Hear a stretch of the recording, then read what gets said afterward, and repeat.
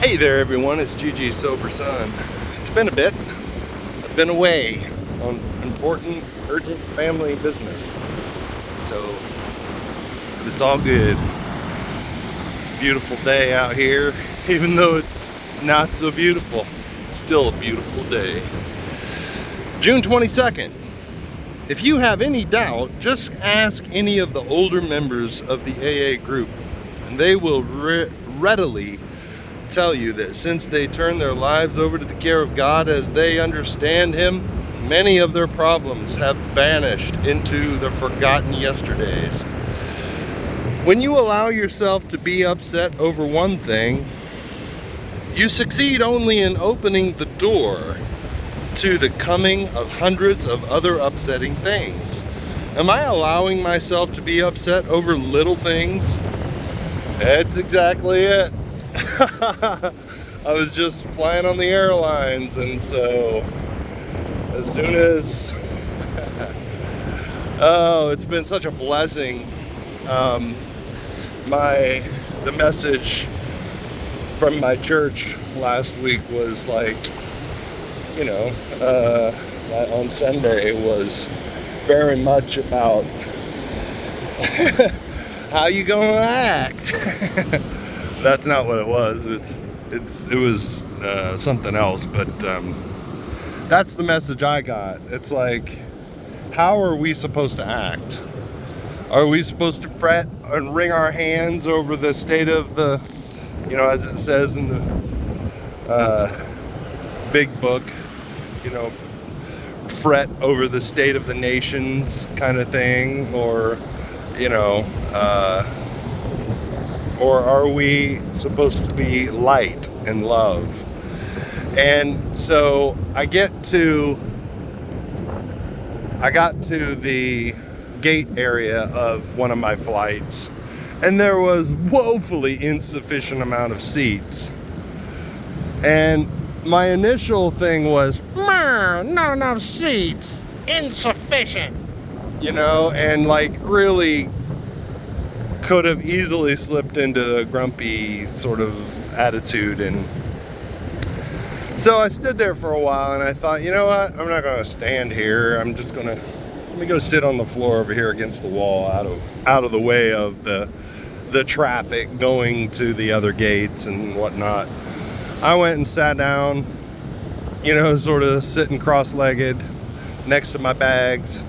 And then a woman came over and sat down next to me, and she was eating something, and I was doing something on my phone, but in the meantime, just watching people pass by and looking at the different shoes and stuff like that. And finally I said to this woman, this is a very interesting perspective, and we started talking about, what we were looking at and what we were keying in on. But I had such a wonderful conversation just because I decided to get out of my own daggum head and out of my own grumpy mood and focus on the positive things, and it wasn't necessarily positive, it was just a different perspective. And literally sitting on the floor gave me a literal different perspective, and that kind of helped break that a little bit, that grumpiness. And I had a wonderful conversation, and it didn't need to be any more than that. You know what I mean? And so, yeah, I think that, it's easy to get stuck into allowing myself to be upset over the little things. It's so easy. That's human nature. That's definitely this alcoholic's nature. So, meditation for the day. I would do well not to think of the Red Sea of difficulties that lies ahead. I am sure that when I come to that Red Sea, the waters will part, and I will be given all the power I need to face and overcome many difficulties and meet what is in store for me with courage.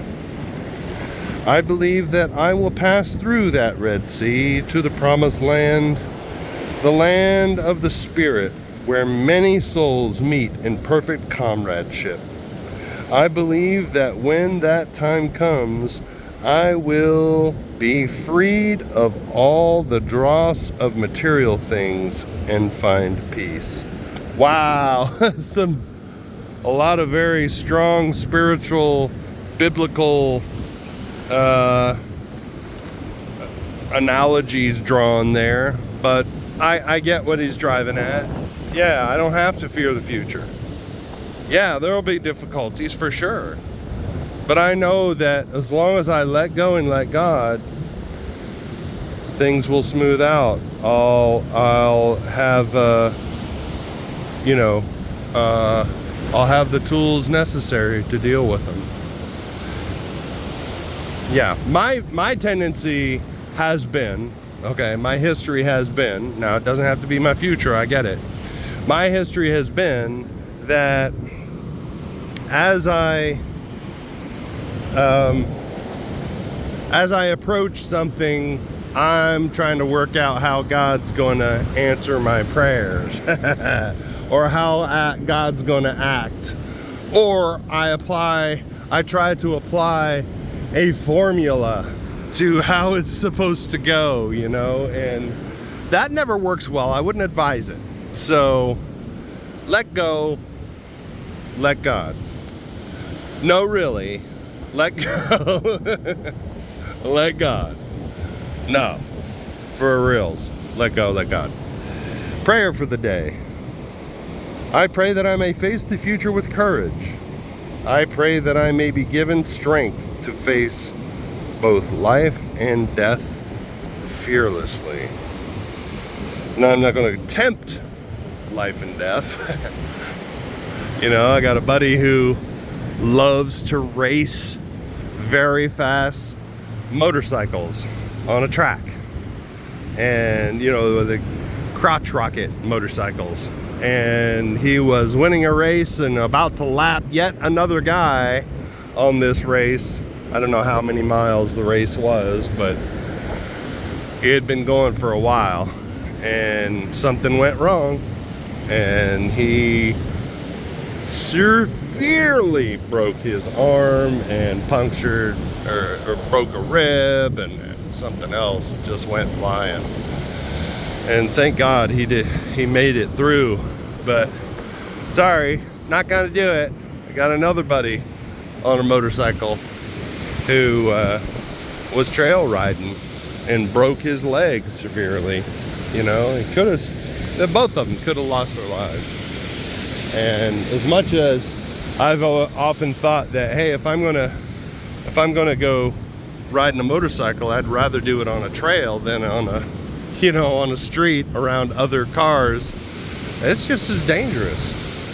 And I would be like a little granny out there riding it anyway. But you can do the same thing on a mountain bike or what have you. So but there's tempting fate, and then there's just living life. And I believe my higher power wants me to have an abundant life. In fact, he promises me an abundant life. He said, I have come that you will have life and have it to the full, and have it more abundantly. And so the life I've led is woefully unabundant. So I think I'll let go and let God, because he can do exceedingly abundantly more than I could ever think or ask. So even what I ask, he's got more in store for me. So best that I just let go. He's the giver of all good gifts. I love that description. The giver of all good gifts. So anyway, folks, I'm gonna talk about tempting fate and risking my life. This is looking pretty, it's looking gloomy, but I haven't seen much, if any, lightning. So, but we don't want to tempt it. I gotta haul my butt back there. So, love y'all. Keep coming back.